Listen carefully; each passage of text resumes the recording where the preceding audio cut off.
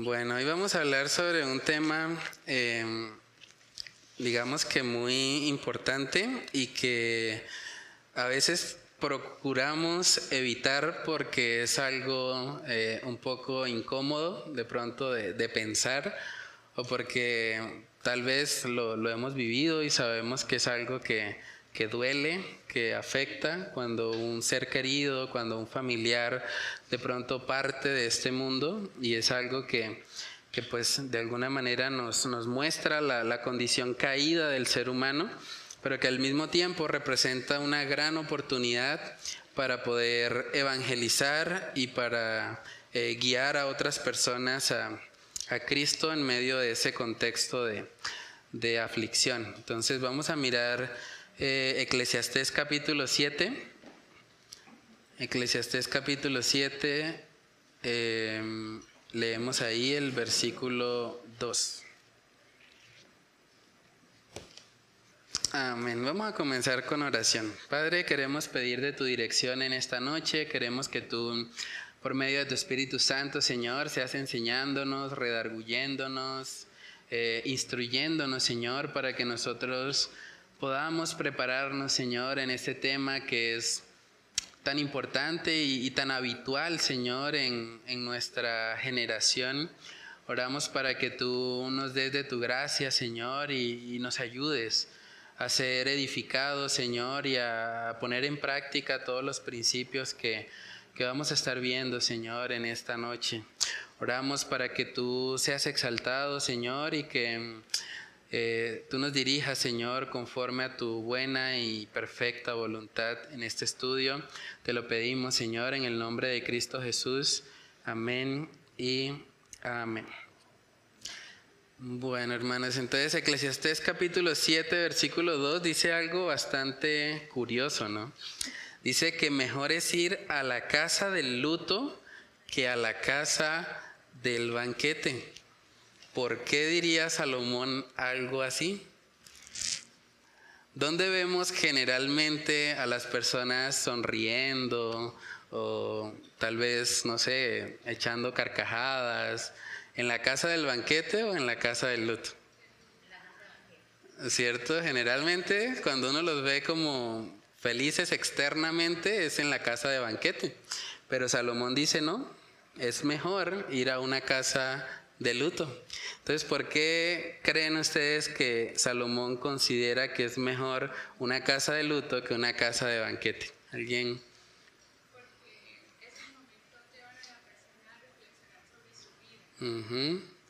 Sí, hay algo muy particular que sucede en una casa de luto, y es que pues están reunidos en parte porque uno de sus familiares o seres queridos ha partido de este mundo.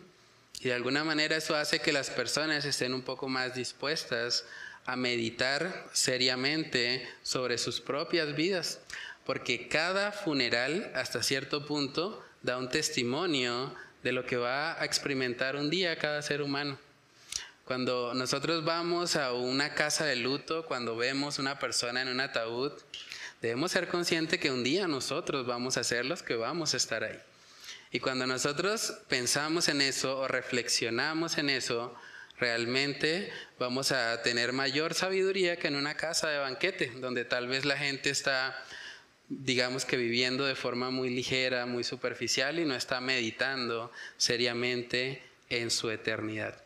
Pero ¿qué vemos en la cultura? ¿Dónde vemos que las personas prefieren pasar la mayor parte de su tiempo? ¿En una casa de luto o en una casa de banquete? ¿Cierto? La mayoría de las personas prefiere estar en una casa de banquete, ¿sí? Entonces, es parte de lo que nosotros vemos en nuestra cultura, coloqué también ahí en la parte de reflexiona. ¿Qué hace que un funeral sea un lugar bastante apropiado para ir y predicar el evangelio de salvación a todos los asistentes? ¿Alguien quiere aportar algo? ¿Responder? ¿Por qué sería apropiado, no sé, ir a un funeral y compartir el mensaje del evangelio con las personas que están ahí en ese lugar? ¿Sí, hermano? No, eso es muy importante y es un momento de verdad donde, y creo que es ahí donde también Salomón quiere llevarnos, porque el libro de Eclesiastés es un libro muy reflexivo, ¿no? Lo estudiamos hace poco y veíamos cómo él hacía preguntas muy profundas. ¿Qué sentido tiene esto? ¿Para qué se afana el hombre debajo del sol? Si en últimas se va a morir. O sea, de aquí a 100 años todos nosotros vamos a estar muertos. O sea, es una realidad. Y muy probablemente seremos también olvidados. ¿Quién de los que está acá recuerda a su tatarabuelo? El tatarabuelo es la cuarta generación hacia arriba. Está el abuelo, bisabuelo, tatarabuelo. Digamos 3 generaciones. Bueno, el abuelo es el segundo, tercero, cuarto, 4 generaciones hacia arriba. No lo recordamos. Y digamos que somos parte de su árbol genealógico. Entonces, ¿qué va a pasar de aquí a 4 generaciones más? Probablemente, si Cristo no viene antes, vamos a ser olvidados también. Entonces, ¿qué sentido tiene la vida? ¿Realmente vale la pena estar corriendo detrás de pagar un arriendo o pagar unos servicios? ¿Ese es el sentido de la vida del hombre? ¿Pagar unas cuentas aquí en la tierra y ya? Es ahí donde Salomón lleva a las personas a reflexionar, a darse cuenta realmente que lo único que le da sentido a nuestra existencia es Dios mismo. Por eso la conclusión del libro es: el fin de todo el discurso oído es este: teme a Dios y guarda sus mandamientos, porque eso es el todo del hombre. O sea, lo único que le da sentido y propósito a nuestra existencia es Dios. Y por eso Salomón habla, digamos que de forma muy cruda, acerca de la realidad de la muerte. ¿Sí? Entonces, en Romanos capítulo 5 vemos que la muerte es la consecuencia directa del pecado. Romanos capítulo 5, versículo 12, si alguien tiene ahí ese pasaje, lo puede leer. Romanos 5, 12. Amén, sí. Sí, está ahí. Entonces ahí podemos ver que la razón por la que experimentamos la muerte es por el pecado. O sea, si las personas no pecaran, no habría muerte física. Pero la consecuencia precisamente del pecado que hay en cada ser humano es la muerte. Entonces, cuando nosotros vemos un funeral, estamos viendo hasta cierto punto las consecuencias del pecado. Eso está ocurriendo, esa persona ha partido de este mundo porque pecó en contra de Dios. Y eventualmente el juicio del Señor llegó. Es una realidad. De pronto no nos gusta pensar mucho en eso, porque hay de pronto cierto dolor, sobre todo si es un ser querido, un familiar, es algo que emocionalmente nos puede afectar. Pero hasta cierto punto, en cada funeral tenemos un testimonio de lo que es la veracidad de las Escrituras y de que tenemos un Dios justo y un Dios que se encarga precisamente de darle a cada uno lo que merece. Entonces, 1 Corintios capítulo 15 vemos también un principio muy interesante, porque la única persona en toda la historia de la humanidad que pudo vencer la muerte fue nuestro Señor Jesucristo. Y eso es un gran testimonio de su deidad. Y al mismo tiempo, el hecho de que Cristo resucitara de entre los muertos nos da a los creyentes puntualmente una gran esperanza. Y la esperanza es que para el creyente el morir es ganancia. Porque para el creyente simplemente es ir a la presencia del Señor. 1 Corintios capítulo 15, versículo 54 al 58. Amén. Entonces, solamente un cristiano, solamente cuando esto corruptible se vista de incorrupción, vamos a poder realmente decir: la muerte no era el final. La muerte para nosotros ha sido vencida, porque Cristo venció. Y cuando nosotros nos identificamos con Él, recibimos precisamente la resurrección de nuestros cuerpos. Entonces, es importante llevar a las personas, cuando estamos en el contexto de pronto de un funeral o de sí, una situación donde se ha perdido un ser querido, mostrarles que ese fallecimiento es el resultado del pecado, pero que al mismo tiempo hay alguien que venció la muerte y que Él vino precisamente para darnos a todos la oportunidad de salvación. Y por lo tanto, la muerte en últimas no es el final de la historia humana. De hecho, podríamos decir hasta cierto punto que es el principio, porque empezamos nuestro estado eterno, ¿cierto? Entonces, cuando nosotros llevamos a las personas a darse cuenta de esta realidad, ellos van a poder meditar acerca de la importancia de lo que viene después, porque es una realidad, se acerca para cada uno de nosotros. Hoy está más cerca la muerte que ayer. Es una realidad, vamos rumbo a eso, ¿cierto? Procuramos generalmente evitar ese pensamiento, pero es una realidad. Y es bueno que meditemos en ello cuando eso nos lleva de pronto a acercarnos más al Señor, a buscarle a Él. Vamos a mirar un texto que yo creo que es clave en todo esto. Está en Juan capítulo 11. Juan capítulo 11 es un pasaje largo, pero creo que nos puede ayudar mucho y darnos mucha luz en cuanto a cómo podemos evangelizar precisamente en el contexto de un funeral de un ser querido. Juan capítulo 11, desde el versículo 17, yo creo que podemos leer un versículo cada uno, porque es un texto largo.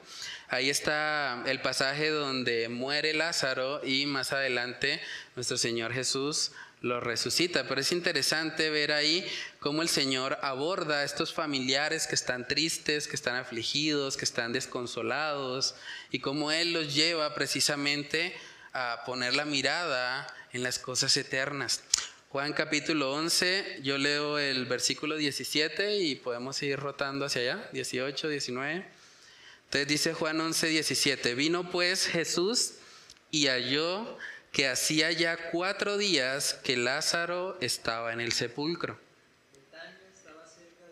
Amén. Interesante, ¿no? En el último pasaje dice, yo sé que siempre me oyes, pero lo dije por causa de la multitud que está alrededor.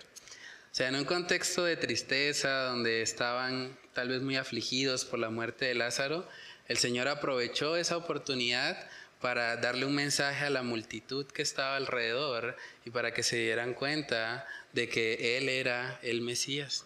Es interesante porque tanto Marta como María, cuando se acercan a Jesús, lo primero que hacen es decir, Señor, si hubieses estado aquí, mi hermano no hubiese muerto, ¿cierto? O Lázaro no hubiese muerto.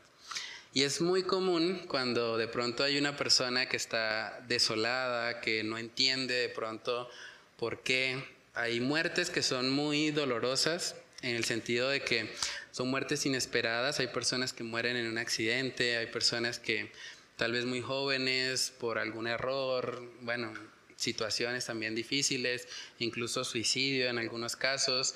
Y es muy, muy difícil para los familiares entender por qué. Y muchos de ellos están pensando, si Dios hubiese ayudado a mi hijo, o si Dios hubiese estado conmigo, este familiar no hubiese muerto. Pero lo interesante es ver que Jesús no dice, no, pero eso no es cierto, te voy a mostrar que si yo hubiese estado aquí hubiese sido lo mismo. No, o sea, Jesús lleva la conversación a las cosas de arriba.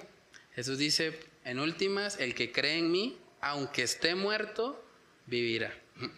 Entonces, Él la lleva a darse cuenta de que la muerte no es una tragedia, siempre que las personas estén en Él, ¿no? Entonces, es importante cuando nosotros de pronto vamos a tratar de dar un consuelo a las personas que tal vez no entienden la situación, por qué Dios está permitiendo algo tan duro, tan difícil.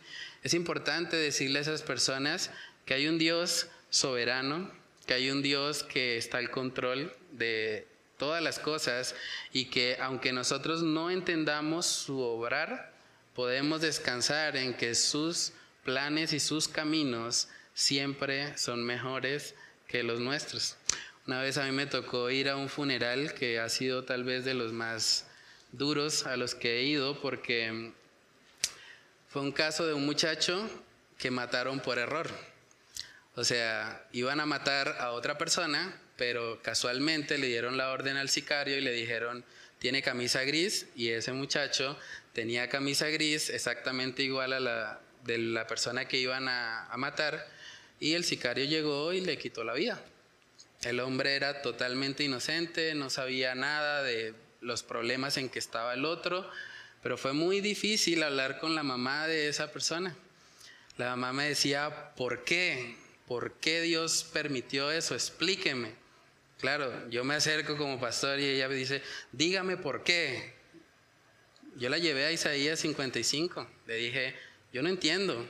O sea, yo no sé por qué Dios permitió esto, pero yo sé que Dios es bueno, yo sé que Él es justo, yo sé que Él es soberano y que esta situación, aunque usted no la entienda, Él la puede encaminar para bien, para su gloria. Entonces, es difícil cuando nos encontramos con situaciones de pronto así, donde humanamente realmente es complejo dar una respuesta lógica. Un hombre joven tenía 2 hijos, quedaron los hijos huérfanos y ella no se explicaba.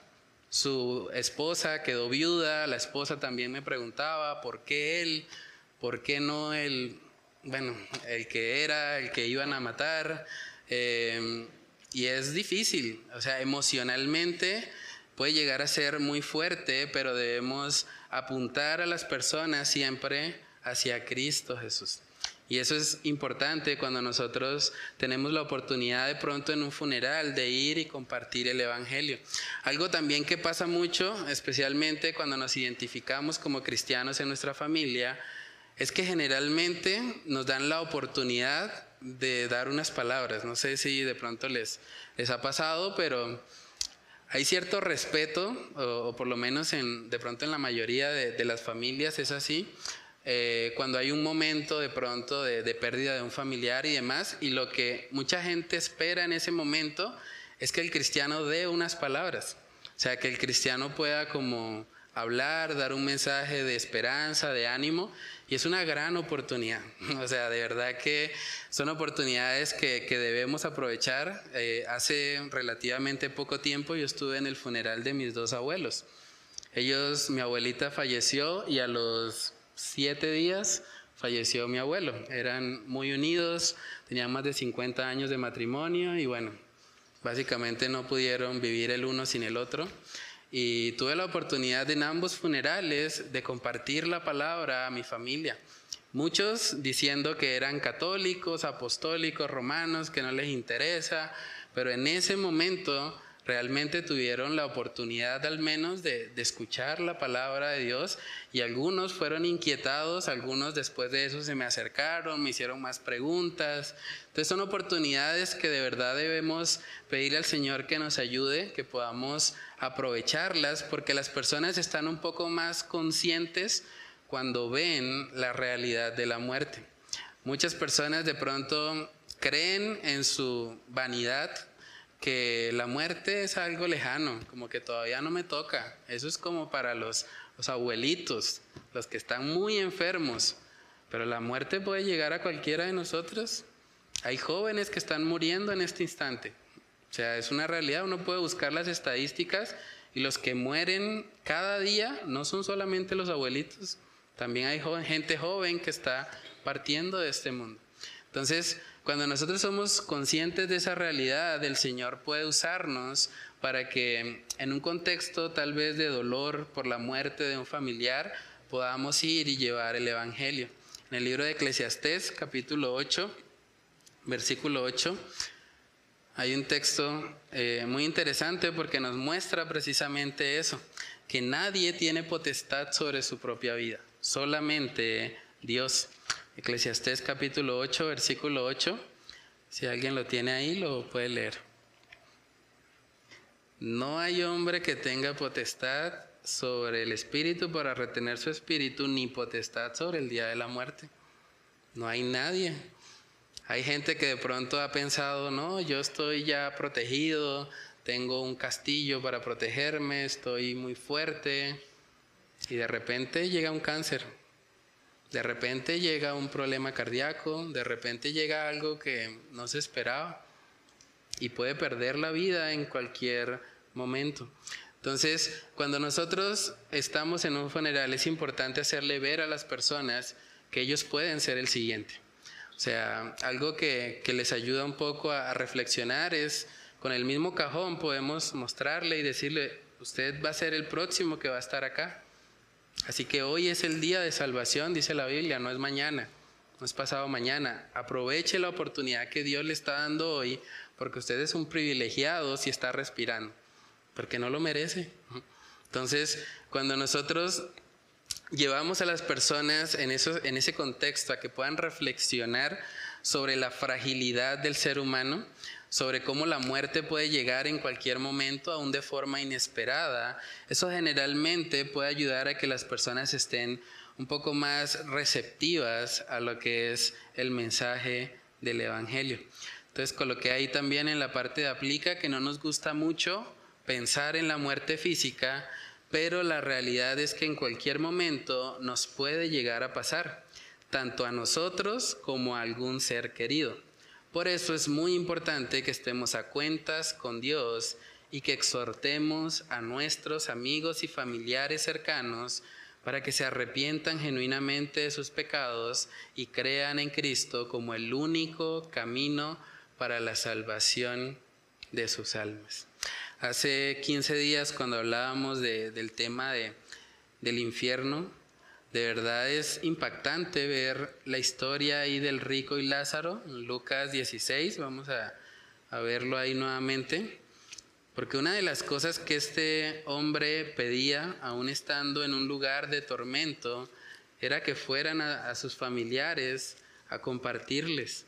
O sea, es de verdad curioso, interesante pensar en algo así, o sea, familiares que tal vez partieron de este mundo sin Cristo, puede ser que en estos momentos estén rogando o clamando para que alguien venga y predique a sus familiares.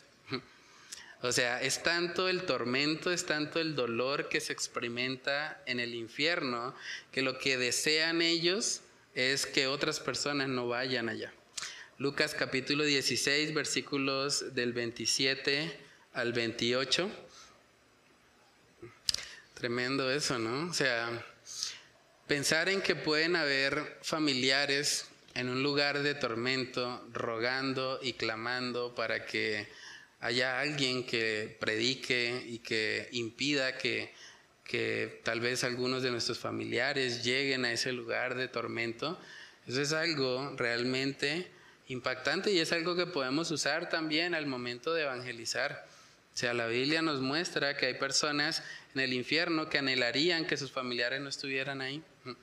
Entonces, realmente a la luz de ese pasaje también debemos considerar seriamente lo que es vivir para las cosas eternas. Colosenses capítulo 3, ese es un texto también muy impactante porque nos lleva a recordar en dónde debe estar puesta nuestra mirada. Colosenses capítulo 3, versículos del 1 al 4. Amén. Entonces dice, si pues habéis resucitado con Cristo, buscad las cosas de arriba. O sea, nosotros vivimos en un mundo donde, digamos que la mayor parte de lo que ocupa nuestra mente tiende a ser algo terrenal. Y es algo que intencionalmente el sistema del mundo en el que vivimos promueve. Porque en últimas, saber que cada mes hay que pagar un arriendo ocupa algo de mi mente todos los días, durante el mes. Porque uno sabe que va a llegar una fecha donde hay que hacer un pago, donde hay que pagar unos servicios y demás. O sea, estamos de una u otra manera en un mundo que promueve que lo que nos preocupe o lo que ocupe nuestra mente sea lo terrenal.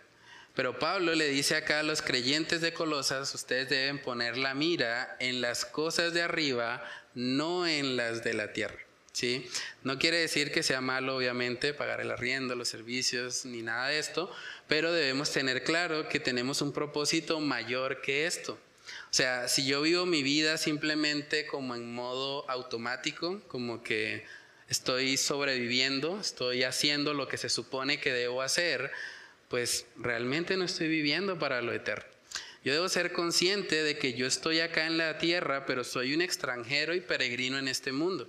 O sea, mi paso por la tierra, de hecho, comparado con la eternidad, es bastante pequeño. O sea, ¿qué son 80 años o tal vez 100 años si alguien llega hasta ahí? 100 años comparados con toda una eternidad. O sea, realmente, ¿dónde debería estar puesta mi mirada? En un mundo que sabemos que es efímero, que es temporal, que se va a ir en algún momento, o realmente debería estar preocupado por vivir para lo eterno. Por eso Jesús dice que hay que hacer tesoros en el cielo. En últimas, cuando alguien vive solo para lo terrenal, todos los tesoros que pueda acumular son tesoros para la polilla, porque no se los va a llevar.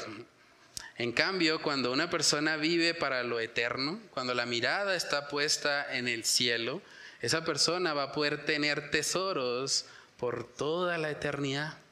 Entonces es importante mantener un enfoque correcto en nuestras vidas y poder también testificar de esto a otros. O sea, cuando las personas ven que los cristianos tal vez están exactamente igual de estresados que el mundo, porque no les alcanza, porque, no sé, necesitan pagar las cuentas y demás, ¿qué diferencia hay?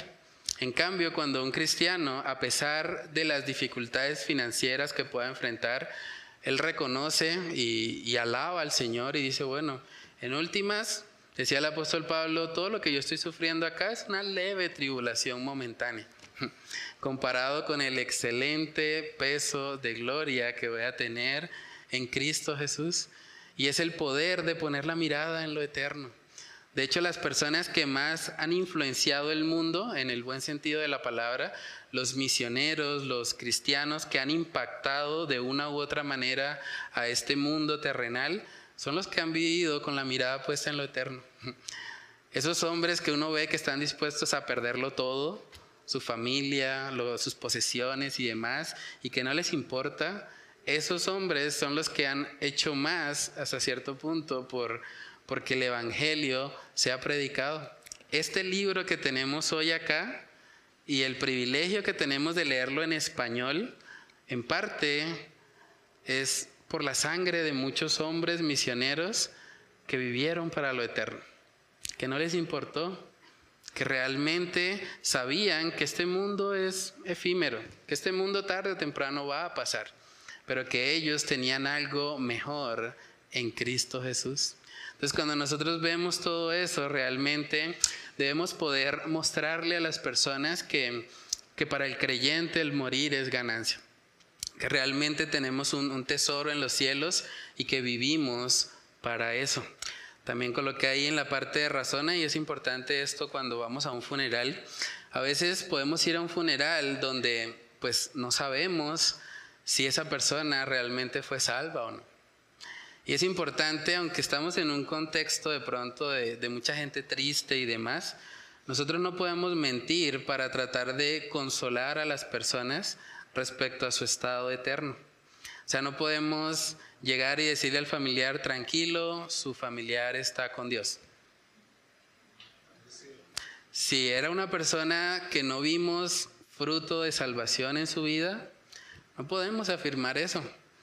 Pero ¿qué podemos hacer para ayudar a esas personas? Podemos, lo mismo que hablábamos hace un momento, responder las preguntas difíciles, recordando el carácter justo, soberano y amoroso de nuestro Dios. Yo no sé si su familiar se salvó o no, pero yo sé que Dios es justo.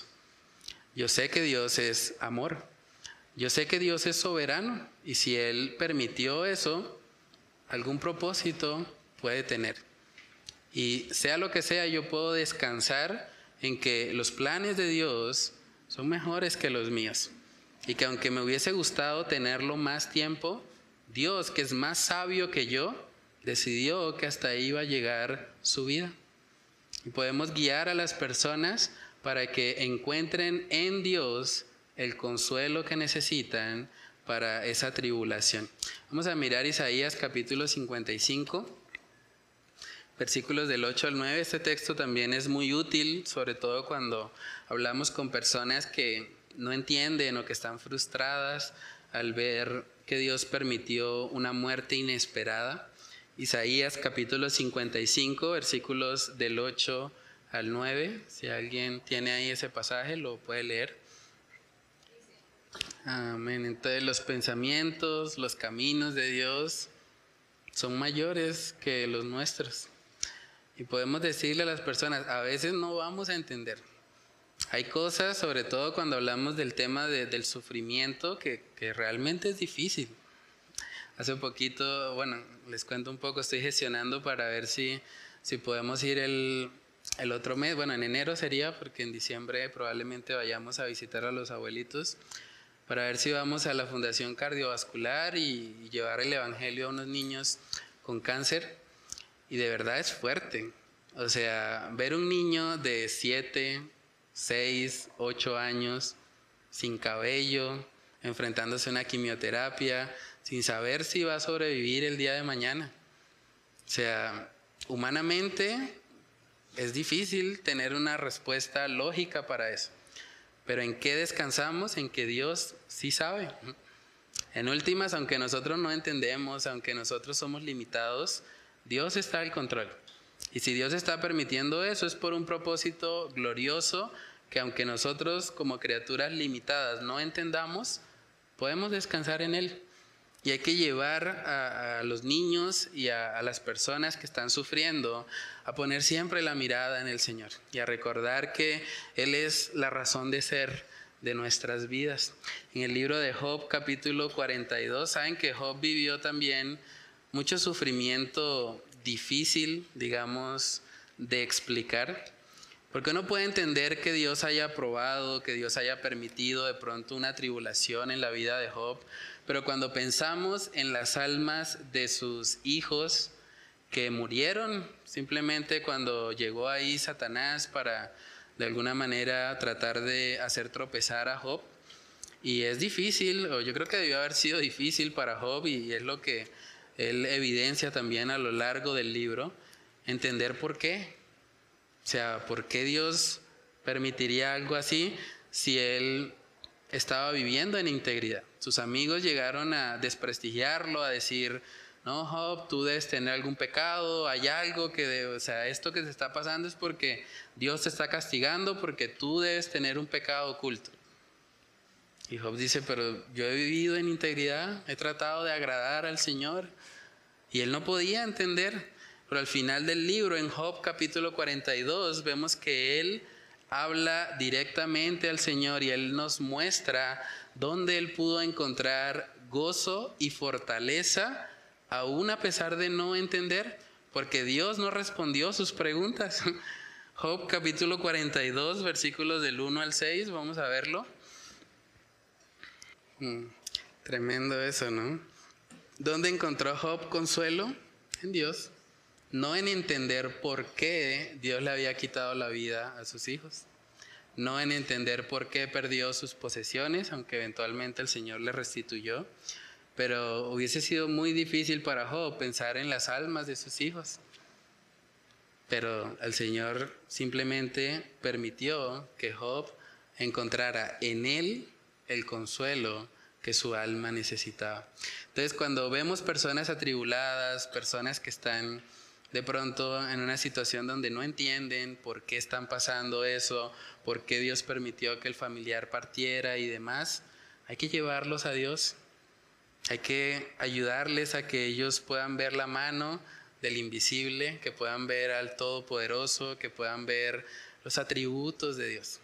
Estoy pensando también, Dios mediante, hacer una serie sobre eso, sobre los atributos de Dios, porque es muy importante y es algo que nos fortalece en nuestro caminar con el Señor y al mismo tiempo nos ayuda, tiene aplicaciones prácticas para nuestra vida.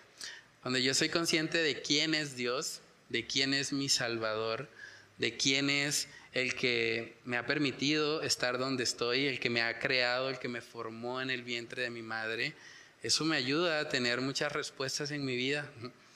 Y Job es un claro testimonio de eso. Entonces, cuando estamos tratando de evangelizar personas tristes y desconsoladas, es importante llevarles siempre a Dios y a sus atributos. Coloqué ahí también una frase para meditar. Es parte de un video que les compartí en el grupo del Faro, que se llama La Muerte. Es un video corto, pero es muy bueno. Lo recomiendo también para enviar. Es un video que, como es corto, de pronto la gente está más dispuesta a escucharlo. Y bueno, lástima sí que está en inglés, pero todo el subtítulo está ahí en español. Entonces, el pastor Paul Washer, y él dentro del video dice esto: de todas las criaturas somos las más miserables, porque no es solo que la muerte esté viniendo a por nosotros lo sabemos, tú lo sabes. Aunque tratamos de evitar ese pensamiento, es una realidad. Estamos más cerca hoy de la muerte de lo que estábamos ayer. Y cuando realmente pensamos y meditamos en eso, eso debe llevarnos a vivir para lo eterno. En el creyente, la muerte no debe producir temor, sino más bien un sentido de urgencia. Tengo que aprovechar mi corto tiempo acá en la tierra como un extranjero y peregrino para vivir para mi Señor, para mi Salvador, para lo que tiene valor eterno. Entonces, bueno, ese era el estudio que quería compartirles. En la parte de atrás también hay unas actividades de profundización. Yo les compartí los videos en el grupo del Faro. Hay uno que se llama Cómo enfrentar la muerte desde una perspectiva bíblica, y otro que se llama Cómo enfrentar la muerte de un ser querido. Ambos son programas de Entendiendo los Tiempos, que hemos estado hablando bastante sobre eso. Y bueno, ahí en la parte de abajo pueden escribir las reflexiones sobre ambos videos. Y la segunda actividad tiene que ver con el video corto, que se llama La muerte del pastor Paul Washer, y escriben una reflexión sobre la realidad de la muerte y responder cómo te estás preparando para enfrentarla, sea que te toque a ti o a un ser querido. Y por último, cómo le predicarías el evangelio a una persona que se encuentra desconsolada y triste en un funeral, y cómo le llevarías a ver que los atributos de Dios pueden traer consuelo y fortaleza a nuestra vida. Entonces esas son las actividades para profundizar más en este tema. No sé si alguien quiere comentar algo o compartir algo, ¿sí? De hecho, también podemos usar eso cuando estamos compartiendo. Es interesante porque digamos que en esos contextos generalmente están muy dispuestos a escuchar de pronto una reflexión, una meditación, y podemos decirle a las personas, para él ya no hay esperanza, pero para ustedes sí, hoy es el día de salvación. Entonces, sí, es de verdad pensar en el bienestar, por así decirlo, o en la posibilidad de salvación de los que están vivos, y pues en el caso del muerto, pues ya no se puede hacer más. Sí. Sí, amén. Sí, es importante realmente amar a nuestro prójimo, ¿no? Estar ahí, llorar con ellos, y de alguna manera que puedan ver un amor no fingido, ¿no? Que no vean como un formalismo, sino que realmente nos afecta. Sí, de hecho eso es interesante porque es muy probable, era una persona que le había hecho Jesús el llamado para que le siguiera. La persona dice, bueno, pero déjame ir y enterrar primero a mi papá, creo que es.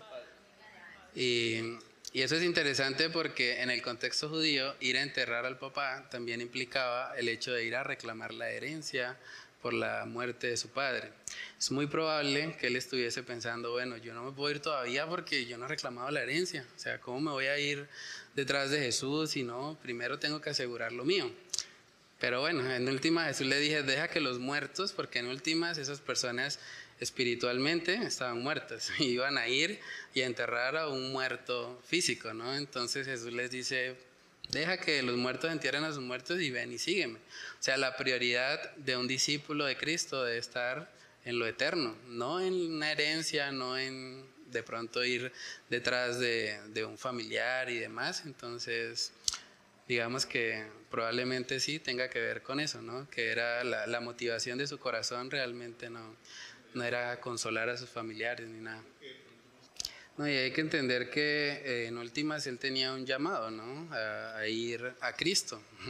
Y es mucho más importante ir a Cristo que pues ir a un funeral como tal. O sea, no es que esté mal el hecho de que una persona asista a un funeral o que entierre a su papá, a un familiar, un ser querido, pero en últimas, comparado con ir a Cristo, yo debo ir a Cristo principalmente. Entonces es importante como hasta cierto punto sopesar y reconocer, bueno, si Cristo mismo me está llamando, debo seguirle y no hay excusas realmente para rechazar ese llamado, ¿sí? Entonces, pero sí es muy importante y bueno, tener presente esto, que pues estamos en un mundo caído, hay personas muriendo cada día. Hace poco, de hecho, miré algo de las estadísticas porque salió la noticia de que nació el habitante del mundo número 8.000 millones, creo.